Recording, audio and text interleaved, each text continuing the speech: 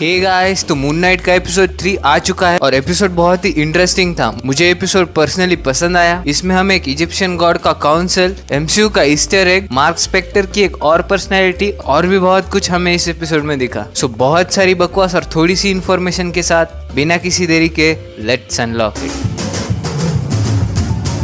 सो पहले हमें लायला दिखती है फेक पासपोर्ट बनाते हुए, वो भी इजिप्ट का। वहाँ वो एक लेडी से बात कर रही होती है। यहाँ हमें उसके फादर के बारे में भी पता चलता है। आगे आर्थर हैरो एमिट के मकबरे तक पहुंच जाता है स्कैरब के सहारे। सो आगे हमें दिखता है मार्क जो कि कुछ गुंडों का पीछा कर रहा होता है आर्थर की डेस्टिनेशन जानने के लिए। सो वहाँ उनकी थोड़ी हाथापाई होती है और इस सीन में फिर से वही ट्रांजिशन होता है जिसे हमें पहले एपिसोड में देखा था, पर इस बार ये स्टीवन के साथ नहीं मार्क के साथ होता है। और फिर ये ट्रांजिशन एक दो बार होते हैं और लास्ट टाइम मार्क को रियलाइज होता है कि उसने उन गुंडों को बुरी तरह से मार दिया है और उसे लगता है कि ये सब स्टीवन ने किया है, पर स्टीवन इसे डिनाई कर देता है। तो ये मार्क ने भी नहीं किया और स्टीवन ने भी नहीं किया। तो यहाँ आती है मार्क की तीसरी पर्सनैलिटी, जेक लॉकली। सो इस तीसरी पर्सनैलिटी के बारे में इन दोनों को भी नहीं पता है। कॉमिक बुक में मार्क स्पेक्टर की 3 पर्सनैलिटीज थी जो कि थी स्टीवन ग्रांट, मार्क स्पेक्टर और जेक लॉकली। जेक एक कैब ड्राइवर था। हमें शो में अभी तक सिर्फ स्टीवन और मार्क को ही दिखाया गया है। हमें तीसरी पर्सनैलिटी के बारे में अभी तक कुछ बताया नहीं गया। तो मे बी ये तीसरी पर्सनैलिटी जेक हो सकता है। मे बी हमें जेक की पर्सनैलिटी कॉमिक बुक से कुछ अलग भी दिख सकती है, जैसे कि उन्होंने स्टीवन के साथ किया। मे बी जेक एक किलर साइकोपैथ हो सकता है, मार्क स्पेक्टर से कहीं ज्यादा खतरनाक। सो फिर जब मार्क को कुछ नहीं पता चल पाता तो खॉन्शो एक ग्रहण लगाता है और इजिप्शियन गॉड्स के काउंसिल की एक मीटिंग लगाता है। सो ये जो मीटिंग होती है पिरामिड के अंदर होती है और हमें यहाँ पर कुछ इजिप्शियन गॉड भी दिखते हैं। सो हमें यहाँ पता चलता है कि ह्यूमैनिटी ने गॉड्स को अबेंडन कर दिया था। सो इसकी वजह से गॉड्स ने भी अर्थ को अबेंडन करके अपने अवतार छोड़ दिए थे सिर्फ नजर रखने के लिए। यहाँ पर भी कुछ नहीं होता। खॉन्शो बताता है एमिट के बारे में, पर फिर भी काउंसिल उसकी बात पर ध्यान नहीं देता और आर्थर उल्टा इस इल्जाम को खॉन्शो पे ही डाल देता है। पर यहाँ येटसिल मार्क को एक छोटी सी हिंट देती है। एमिट के डूम की लोकेशन एक सेनफू नाम के कैरेक्टर को पता थी और वो इन्फॉर्मेशन उसके कब्र में भी होगी। सो फिर मार्क और लायला निकल जाती है सेनफू के सैक्रोफिगस को ढूंढने के लिए। सो लायला और वो जाते हैं एंटोन मोगार्ट के पास। कॉमिक बुक में एंटोन मोगार्ट मून नाइट का एक विलन है जो कि टेक्निकली एक चोर है। सो वहाँ पे हमें पता चलता है कि लायला और एंटोन मोगार्ट एक दूसरे को जानते हैं और वो वहाँ मैड्रिपुर का नाम लेते हैं। फिर उन्हें वो सैक्रोफिगस मिल जाता है। फिर मार्क उस लोकेशन को ब्रेक डाउन करने की कोशिश करता है पर उससे वो हो नहीं पाता। फिर स्टीवन करने की कोशिश करता है पर उससे पहले ही वो लोग उसे रोक देते हैं। और फिर वहाँ आर्थर हैरो आता है और वहाँ उसकी पावर्स का यूज करता है और वो सैक्रोफिगस को डिस्ट्रॉय कर देता है। और फिर हमें वहाँ मून नाइट दिखता है और यहाँ एक बेहतरीन फाइट सीक्वेंस होता है। बस R-rated होता तो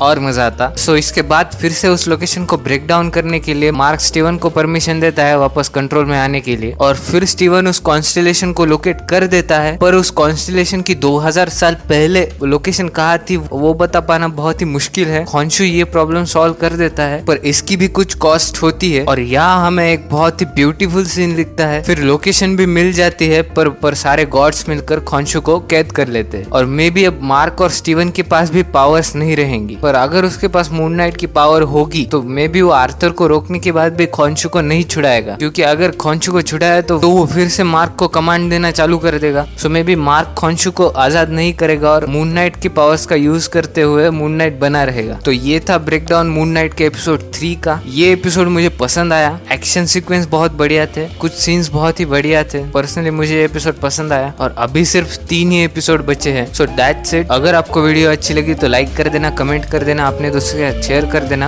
और अगर आप चैनल पे नए हो तो सब्सक्राइब भी कर देना। तब तक के लिए stay tune, stay safe, bye.